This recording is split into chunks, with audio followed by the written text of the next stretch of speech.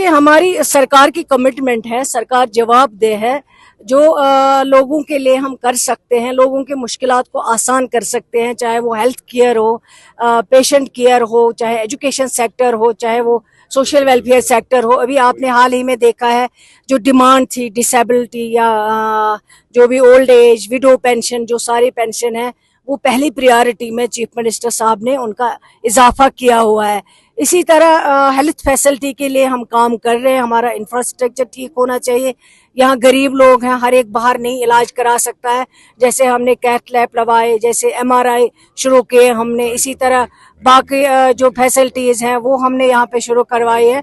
अब ये जो इंशाल्लाह ये अनंतनाग के साथ कुलगाम वाला जो हॉस्पिटल है इसको एसोसिएट करना, हमारे पास बहुत सारे प्रपोजल है, सिर्फ अनंतनाग और कुलगाम वाला नहीं, बल्कि आगे भी हमें लगेगा कि जिस तरह से हम लोगों की मदद कर सकते, पेशेंट केयर को सही कर सकते हैं, वो हमने किया है। और यही एक कड़ी जो है वो ये कुलगाम वाले हॉस्पिटल की है, ताकि दूर दराज इलाके में फायदा मिल सके। कुलगाम के जो लोग आते हैं, वहाँ शुपयान से आते हैं, पीर पंचाल से लोग आते हैं इलाज करवाने के लिए, उसमें अब 24/7 जो है फैसिलिटी अवेलेबल रहेगी, डॉक्टर्स अवेलेबल रहेंगे, ताकि पेशेंट केयर जो है सही से सही हो पाए।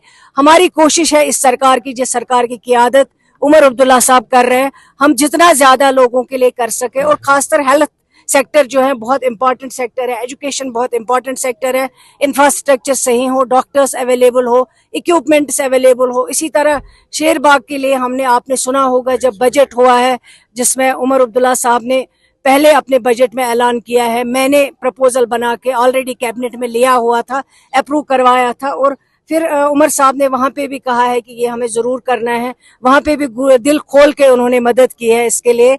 और फिर बजट में भी उन्होंने हेल्थ सेक्टर के लिए, मैं उनकी शुक्रगुजार हूँ कि वैसे थी फाइनेंस मिनिस्टर, उन्होंने सबसे ज़्यादा बजट जो है वो हेल्थ सेक्टर के लिए रखा है, एजुकेशन सेक्टर के लिए रखा है, जिसमें शेर बाग का ये 250 बेडेड हॉस्पिटल इंशाल्लाह बन जाएगा, ताकि वो धीरे ना मांग जो है वो वहाँ पे